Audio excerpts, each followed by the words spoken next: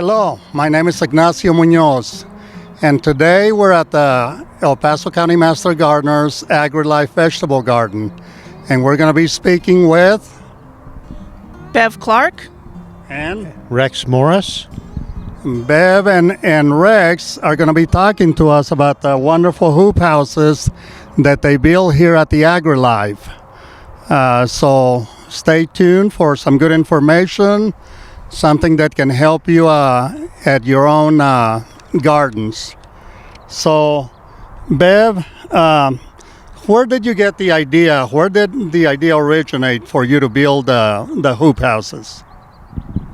A few years ago, I had seen the construction of a similar hoop house on a video from here on up, including the vents. And that's where I got the idea, and I thought, with those vents, it would be perfect for our needs here at the AgriLife Garden.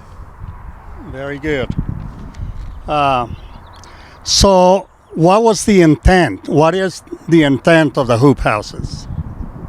The intent or purpose of this hoop house, or hoop houses, as we do have too, is to provide us with a better growing method through the fall, winter, and early spring for growing cold weather crops or cool crops.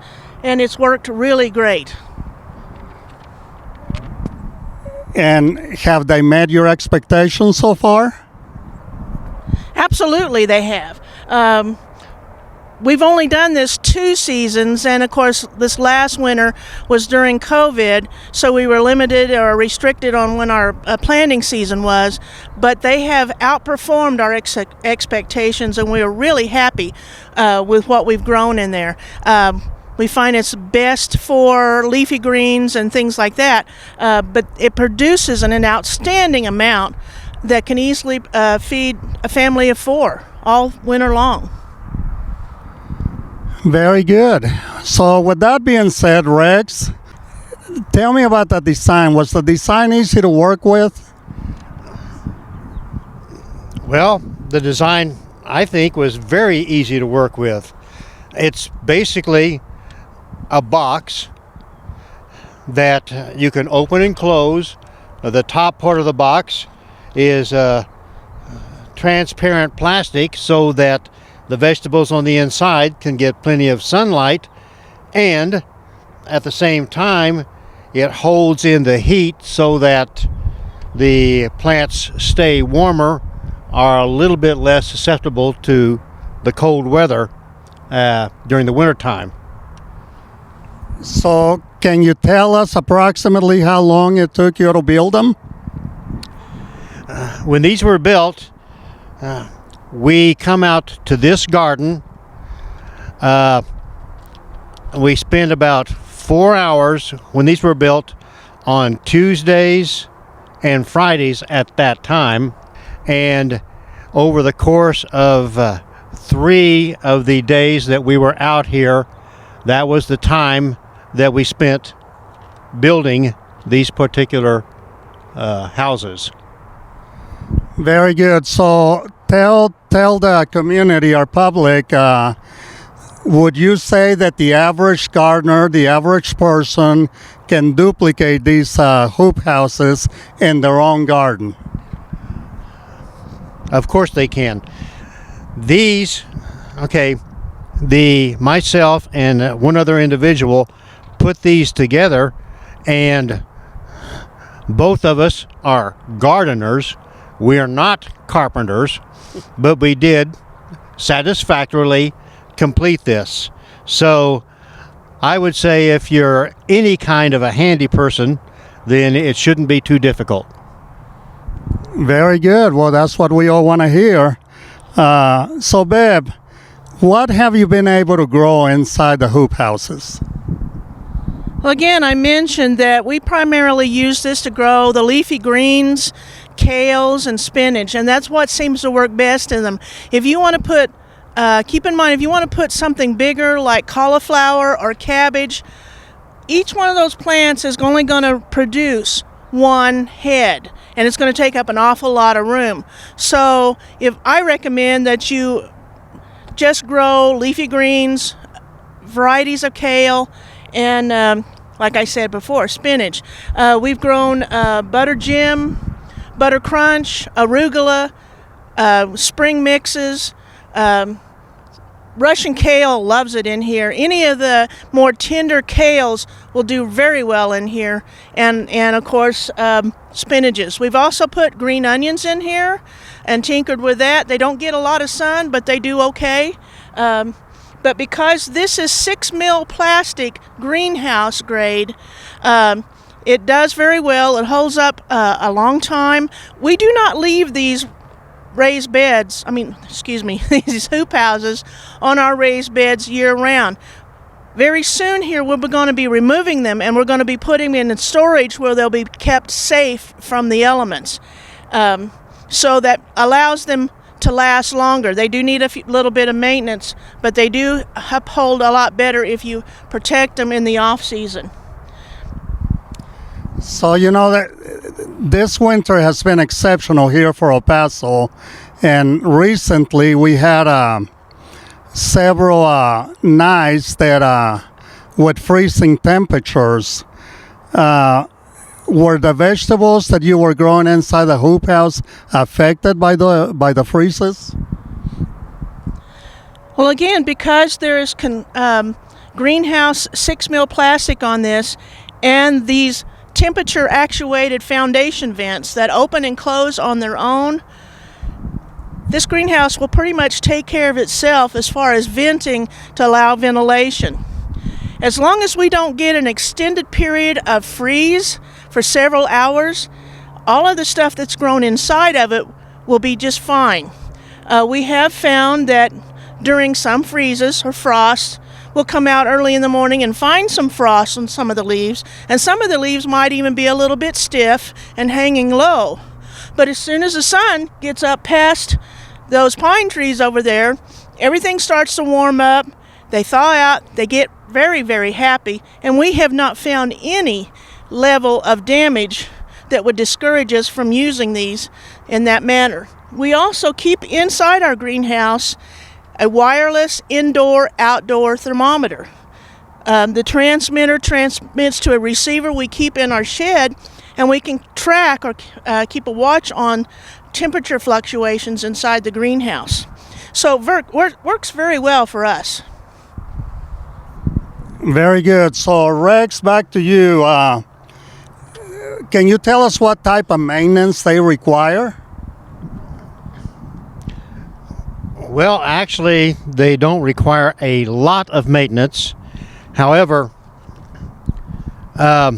opening and closing the lids on them, when we first put these together, the opening and closing operates on a couple of hinges. As with time, the screws started pulling out of the hinges, so our solution was to add a couple of more hinges. And with time, the wood can warp a little bit, and the seams don't always match up perfectly. We find that weather stripping does a real good job of sealing it so that if any additional warping does occur, the weather stripping will solve the problem. Okay, so how long is the season for the hoop houses in operation? Well, here in El Paso, I'm sure it varies in other parts of the country, we generally have our first frost usually sometime in November. So we would like to get the hoop houses in place near the beginning of November. Normally, we would have removed the hoop houses probably at least a couple of weeks ago. However, because this particular year has been particularly, we've had a lot more cold spells here than we've had in the past. So when we make a decision, and we're hoping that it's going to be this week, that's going to be the last of our early morning freezes, that we do plan to remove them and put them into storage probably in the next week or two. Very good. Well, you know, we also, Beverly, open up one of the hoop houses. Can you both show us, just kind of show everybody the operation of them, how easy they are to open? If we open this one at the moment doesn't have much in the way of produce in it, but at about this point, as we open it further, hold the chain so that we can continue to open it all the way like that. Okay, open it like that, and it's pretty straightforward. On the inside, we have the irrigation lines with sprinklers attached to an irrigation timer to water the plants that are on the inside. Now, Bev can add some stuff that she's done on the inside of this bed.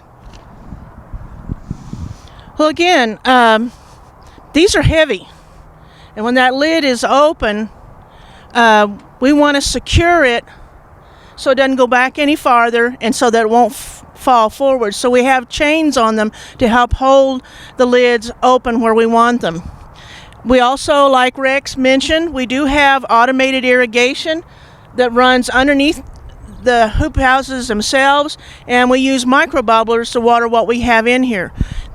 All of these greens that are in this bed were not planted from seed. They were planted from transplants that we purchased from our local big box nurseries. We use mostly micro bubblers, micro sprinklers, but you can use drip lines also if that's what you prefer. We put some weather stripping on the door to help seal out airflow from cold weather. But again, after 2 years of use, these are going to have some maintenance before we use them again. Depending on the grade of lumber you get, you're going to find that sometimes over time lumber will split or crack. So we're going to have to do some repairs on that. These hoop houses are going to need another coat of sealer. We're probably going to have to put some more weather stripping on. I'd like to put on a wider stripping. The plastic is still in really good shape. The foundation vents are working still great. And by the way, these are you can buy foundation vents, these temperature actuated foundation vents that either open on their own via a metal coil that senses temperatures and opens and closes, or there are some that are even operated through electricity. So that's your choice on how you want to do that. And they're quite easy to install, and they're not very expensive. So other than that, and also I'd like to mention this is something new we're trying out this year, just for the fun of it. We put a couple of PVC worm towers in here that we've been adding kitchen scraps to, coffee grounds, etc. All of our raised beds have earthworms in them that have normally naturally come to the beds. We have not put any earthworms in any of these beds. I like to go back to that saying, if you build it, they will come, and that's true. If you put the right kind of stuff in your raised bed soil, get plenty of organics, amend it well, those earthworms will come up from the ground and inhabit your raised beds. So we have a lot of earthworms in here. So just to give them a little extra through the winter, we've been playing with these little worm towers, and I'm hoping, because I plan on taking them up here soon, because we're going to be taking these raised beds off before too long so we can prep to plant something else here. I want to check out and see what's going on in those little towers and see if the worms are actually in there, just for fun. Well, that's a lot of great information, and you have talked about most of the materials that you have used. So, approximately what is the size of each one of these? They're approximately, let's say, 3.5 feet wide by about 8 foot long. And let's see, what else And so, with that being said, both of you or one of you, can you tell our audience about how much each one of them would cost to build if somebody wanted to duplicate the process? I'll let you answer that. Oh, okay.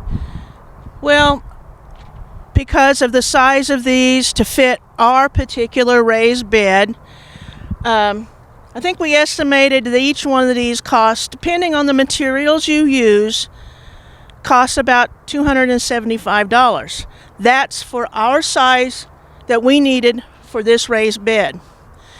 However big yours is going to determine how much it's going to cost to build. Again, the longest lasting plastic is the greenhouse grade plastic. You can use construction grade, but it's not going to last very long. You might be lucky to get a year out of it. That's why we stress also, when you take these off your bed, you store them where they're protected out of the weather. So again, it depends on the size of the bed you're going to use them on that will primarily determine how much you're going to spend to build one. We'll try to include in the description of this video a link to the plans for this hoop house, and I tried to design these so that anybody, even with limited carpentry skills or somebody that's very expensive, could easily build one of these. Okay? Okay. So thank you. That's great information. I think the hoop houses serve a great purpose in your gardening needs, and they're very affordable. This has been another one of our instructional videos. Please like us, subscribe to our YouTube channel, EPC_Master Gardeners. Find us on Facebook. Give us your comments, and please let us know if our videos are in line with what you like to learn, or give us suggestions on what else you would like to see. Again, thank you, Rex and Beverly. You have a great design here. We can see how well it's working. With that, we say thank you. Enjoy the rest of our garden.